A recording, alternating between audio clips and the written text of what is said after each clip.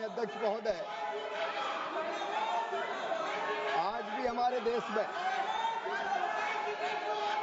खेती पर 50% से ज्यादा आबादी निर्भर है और खेती को लाभ का धंधा बनाने के लिए एक नहीं अनेकों उपाय सरकार कर रही है। एक बात मैं पूरी गंभीरता के साथ कहना चाहता हूं माननीय अध्यक्ष महोदय, हमारी खेती पर वैसे ही बड़ी जनसंख्या निर्भर है और जो निर्भर जनसंख्या है वो फायदे की खेती करे। इसके लिए हमने मोदी जी के नेतृत्व में 6 सूत्री योजना बनाई है माननीय अध्यक्ष महोदय। एक, उत्पादन बढ़ाना, दूसरे, उत्पादन की लागत घटाना, तीसरे, उत्पादन के ठीक दाम देना, चौथा, नुकसान हो जाए तो उसकी भरपाई करना, पांचवा, कृषि का विविधीकरण और छठवां, जैविक और प्राकृतिक खेती। और मुझे बताते हुए खुशी माननीय अध्यक्ष महोदय कि पिछले 6 साल में किसानों की आय लगभग 60% मोदी जी के नेतृत्व में बढ़ाने का काम हुआ है। 60%। ये आंकड़े माननीय अध्यक्ष महोदय जो मैं आपके सामने रखना चाहता हूं, किसानों की आय अगर राज्यवार देखें तो आंध्र प्रदेश में 12-13 तक थी केवल 5,979 रुपया, अब बढ़ के हो गई 10,480 रुपया। अरुणाचल प्रदेश में 10,869 थी, बढ़ के हो गई 19,225 रुपया। आसाम में 6,695 रुपया से बढ़ के हो गई 10,675 रुपया। बिहार में 3,558 से बढ़ के हो गई 7,542। छत्तीसगढ़ में 5,177 से बढ़ के हो गई 9,677। गुजरात में 7,929 से 12,231। हरियाणा में 14,434 से 22,841। हिमाचल में 8,777 से 12,153।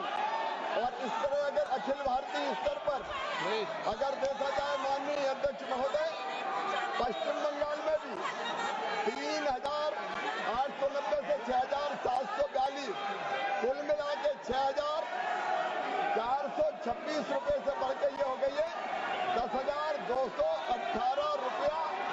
59% से ज्यादा आय बढ़ी है और आय बढ़ाने के उपाय लगातार सरकार आगे भी करती रहेगी। हाँ, इतना जरूर है माननीय अध्यक्ष महोदय कि कृषि से जनसंख्या का बोझ घटे और कृषि कार्य के अलावा बाकी कार्यों में भी अगर एक किसान के 3 बेटे हैं तो 2 खेती करे, एक किसी दूसरे काम में जाए। ये प्रयास करना आवश्यक है, उस दिशा में भी सरकार कदम उठाएगी। ये सदस्यगण,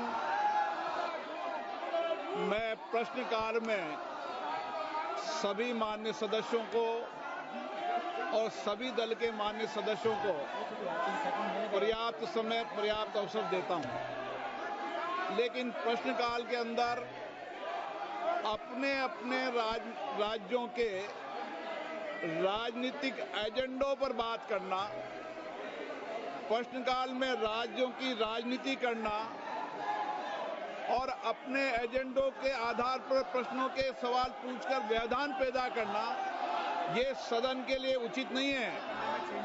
प्रश्नकाल आप सवाल पूछ सकते हैं, मंत्री जी की जवाब देते कर सकते हैं, लेकिन प्रश्नकाल के अंदर अपने राज्यों को एजेंडों को, राजनीतिक एजेंडों को सवाल पूछना, राजनीतिक एजेंडों को लाना, ये सदन की मर्यादाओं के अनुरूप नहीं है।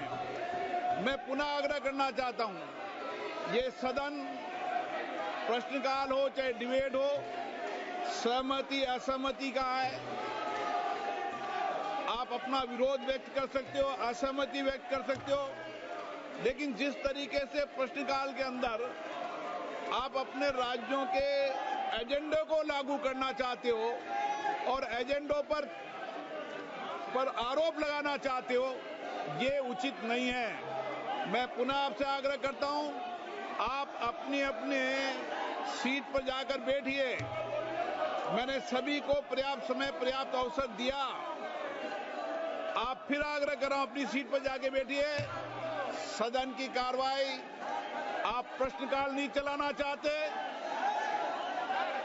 आप सदन में नियोजित तरीके से व्यवधान, गतिरोध पैदा करना चाहते हैं, ये उचित नहीं है। सदन की कार्रवाई आज 12 बजे तक के लिए स्थगित की जाती है।